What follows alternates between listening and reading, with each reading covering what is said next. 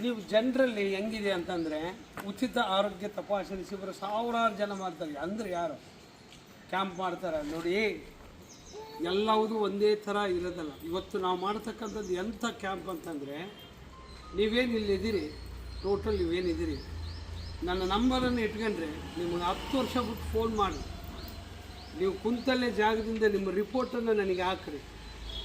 ಯಾವುದೋ ಆಂಕೊಲಜಿನೋ, cancer, heart, neuro ಸರ್ಜರಿನೋ, ಆರ್ಥೋಪಿಡಿಕು, sir ನನಗೆ operation ಹೇಳ್ಯಾರ, ನನಗೆ ಒಂದು 2 ಲಕ್ಷ ರೂಪಾಯಿ ಕೇಳ್ಯಾರ, ನಾನು ಏನು ಮಾಡಲಿ, ನನ್ನ ಹತ್ರ ಇಂಥ ಕಾರ್ಡ್ಸ್ ಇದೆ ಅಂತಂದಾಗ ನಾನು ಎಲ್ಲೇ ಇರಲಿ ನಿಮಗೆ ಅಟ್ಲೀಸ್ಟ್ ಅಡ್ವೈಸ್ ಮಾಡ್ತೀನಿ. ನಮಸ್ಕಾರ.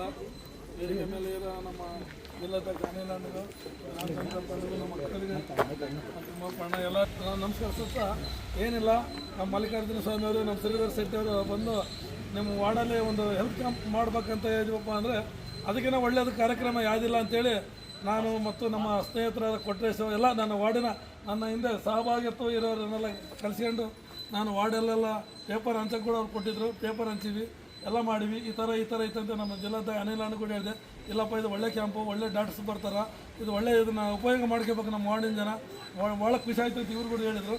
ಹಂಗಾಗಿ ನನಗೆ ಕೂಡ ಭಾಳ ಸಂತೋಷ ಆಯಿತು. ಮಧ್ಯ ತರಗತಿಯಲ್ಲಿರುವಂಥ ಜನರು ಬೇಗ ಆಸ್ಪತ್ರೆಗಳಿಗೆ ಹೋಗಿ ಟ್ರೀಟ್ಮೆಂಟ್ ಮಾಡಿಸ್ಕೊಳ್ಳೋದಕ್ಕಿಂತನೂ ಕ್ಯೂವಲ್ಲಿ ನಿಂತು ಮಾಡ್ಕೊಳ್ಳೋದಕ್ಕಿಂತನೂ ಅವರೇ ನಿಮ್ಮ ಮನೆ ಬಾಗಿಲಿಗೆ ಬಂದಿದ್ದಾರೆ.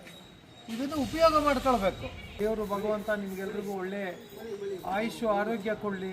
ನಿಮಗೆಲ್ರಿಗೂ ನಮ್ಮ ನಗರಕ್ಕೆ ವಿಶೇಷವಾಗಿ ಒಳ್ಳೆಯದಾಗಲಿ. ಅಂದರೆ ಬೆಂಗಳೂರಿಂದ ಬಂದಿದ್ದಾರೆ ಡಾಕ್ಟರ್ಸ್, ನಾವು ಉಪಯೋಗ ಮಾಡ್ಕೋಬೇಕು. ಬಿಡು ನಾನು ಒಂದೇ ತೋರಿಸ್ಕೊಂಡೆ ಇನ್ನೊಬ್ರಿಗೆ ಯಾಕೆ ಹೇಳ್ಬೇಕು ಅನ್ನೋದಲ್ಲ. ನೀವು ಅಕ್ಕಪಕ್ಕದವ್ರಿಗೆ ತಿಳಿಸಿದ್ರೆ 2 ಗಂಟೆವರೆಗೇನು ಇರ್ತಾರೆ ಅವರು. ನಾವು ಅದನ್ನ ಉಪಯೋಗ ಮಾಡ್ಕೋಬೇಕು. ಈಗ ನಾವು ಆಸ್ಪತ್ರೆಗೆ ಹೋಗ್ಬೇಕಂದ್ರೆ 10,000 ರೂಪಾಯಿ ಇಟ್ಕೊಂಡು ಹೋಗಿರ್ಬೇಕು. ಏನಕ್ಕೂ ಆಗೋದಿಲ್ಲ ಈಗಿನ ಕಾಲದಾಗ 10,000 ರೂಪಾಯಿ. ಅಂಥದ್ದು ಡಾಕ್ಟ್ರ್ ಹತ್ರ ಹೋಗಿ ಬಂದರೆ 700 ರೂಪಾಯಿ ಒಬ್ಬರು ಡಾಕ್ಟ್ರ್ ಫೀಸ್ ಇರುತ್ತೆ. ಹಾಗಾಗಿ ಉಚಿತವಾಗಿ ನಮಗೆಲ್ಲ ರೋಗ ಸಂಬಂಧಪಟ್ಟಂಗೆ ಡಾಕ್ಟರ್ಸ್ಗಳು ಬಂದಿದ್ದಾರೆ ಬೆಂಗಳೂರಿಂದ. ಹಾಗಾಗಿ ನೀವೆಲ್ಲರೂ ಅದನ್ನ ಉಪಯೋಗ ಮಾಡಿಕೊಂಡು ಬೇರೆಯವ್ರಿಗೂ ತಿಳಿಸ್ರಿ ಅಂತ ತಮ್ಮಲ್ಲಿ ಕೇಳ್ಕೊತೀನಿ.